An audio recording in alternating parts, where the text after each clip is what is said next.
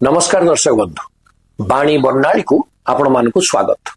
आज जनवरी 11 तारीख 2006 मसीहार आज दिन में मोर पिता प्रवक्ता रत्न पंडित जयदेव षडंगी इहलीला संवरण करथिले। आज तांकर तारिकानुसार श्राद्ध दिवस। एई अवसर रे से महात्मा को मोर हृदय गभीर श्रद्धांजलि एवं प्रणाम ज्ञापन सहित जयतु जय देवो मम पिता श्री पिताश्री स्मृति रे पिता शब्दर तात्विक विवेचना को नहीं आलोचना रखिबा। शास्त्रीय धारा रे पिता शब्द को आमे केमिति बुझिबा आसंतु शास्त्रकार मत को शुणिबा।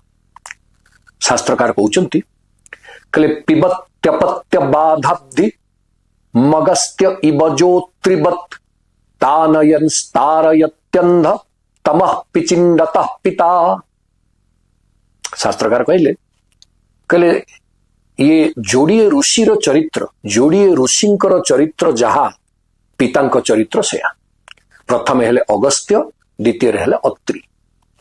कहले अगस्त्य ऋषि कौन करथिले ना समुद्र को संपूर्ण समुद्र को चलू कर देथिले पी देथिले। पिता कौन करती अपत्यर बा संतान संततिकर बाधा रूपक समुद्र को पीबारे जे धुरंधर। संतान संततिकर जीवनचर्या रे जेते बाधा आसे पिता ताकू समाधान करती एवं पिता ताकू एड़ेबा दूरेबा पई जत्परुणास्ति चेष्टा करती एवं पिता ही से सामर्थ्य रक्षा करती। तेणु संतान संततिकर बाधा रूपक समुद्र को पीबारे पिता होउचंती अगस्त्य तुल्य। कहले द्वितीय अत्रिवत्। आपण माने समस्ते रामायण रे अत्रि अनसुयांकर प्रसंग सुनिथिबे। भगवान राम लक्ष्मण एवं सीता जेतेबेले वनवास रे जाइछंती अत्रि अनसुयांक आश्रम रे से अतिथि होइछंती एवं रात्रि यापन करिछंती। से समय रे महर्षि अत्रि भगवान राम को राजधर्म शिक्षा एवं मां अनसुया गुरुपत्नी अनसुया ऋषिपत्नी अनसुया मां सीता को नारी धर्म शिक्षा देइछंती। ये अत्रिवत कहिवार उद्देश्य होची पिता तांको संस्कार एवं गुण सद्गुणर शिक्षा संतान को दियंती। तेणु कहा जाइछि जे पी रे हला पिबत्यंत अपत्य बाधाब्धि अपत्यर बा संतानर बाधा रूपक समुद्र को जे पियंती पिबती पीरे पिबती आउ तानयन स्तारयत्यंध तमः पिचिंडतः पिता। तानयन अर्थात विस्तारित करिके जे संतान को बहुमुखी करि पारंती जे संतानर प्रतिभार विकास करि पारंती जे संतान को बहु गुणर भंडार करि पारंती सेथिपाई जो तत्व एवं जतन संतान को दबा कथा जे देई पारंती से होचंती पिता। तेणु जे संतान को विस्तारित करंती तानयन पुणी तारयत्यंध तमः पिचिंडतः पिता। अंधतमः अर्थात अज्ञान रूपक अंधकारर गर्भरु जे संतान को उद्धार करंती तारयति से होचंती पिता। तेणु पितार पी आउ ता प्रथमे पी रे पिबती आउ तारे तारयति बा तानयन तानयन तारयति अर्थात विस्तारित करिके जे उद्धार करंती। आपण माने यदि ब्रह्म वैवर्त पुराण गणपति खंड 44 अध्याय को अवलोकन करिवे सेथरे गोटे सुंदर पिता शब्दर व्याख्या दिया जाइछि।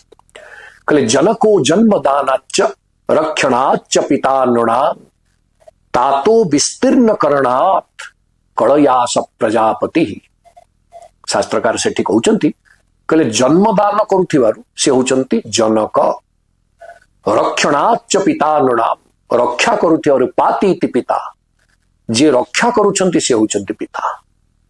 कहलाउ ना तातो विस्तीर्ण करणात् संतान को विस्तीर्ण करुछंती अर्थात ताकू बहु आयाम युक्त करुछंती बहु भावरे विकसित करुछंती बोली तत तन धातुरु तन बोले होची विस्तारित करिबा। तेणु तात सेइथुरु जे तत्व बा विस्तारित करंती से होचंती तात।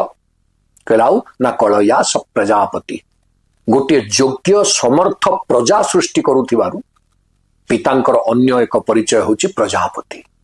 तेणु ये पिता सामग्रिक भाव में अगस्त्य एवं अत्रि ऋषिंकर चरित्र को प्रतिफलित करुथिबारु से पिता को आमे बारंबार प्रणाम करिवार आवश्यकता अछि। आम सनातन परंपरा रे पितृदेवो भव बोली आमको वेद निर्देश देइछन्ति एवं आमे पितृ पक्ष पालन करुचे। पिता को धर्म स्वर्ग एवं परम तप भाव रे अभिहित करिचे।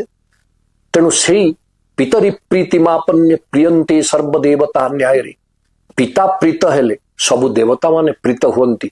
एई न्याय रे आसंतु आमर पिता को प्रणाम करिबा एवं तांकर आशीर्वाद भिक्षा करिबा। जयतु पितृदेव, जय श्री जगन्नाथ।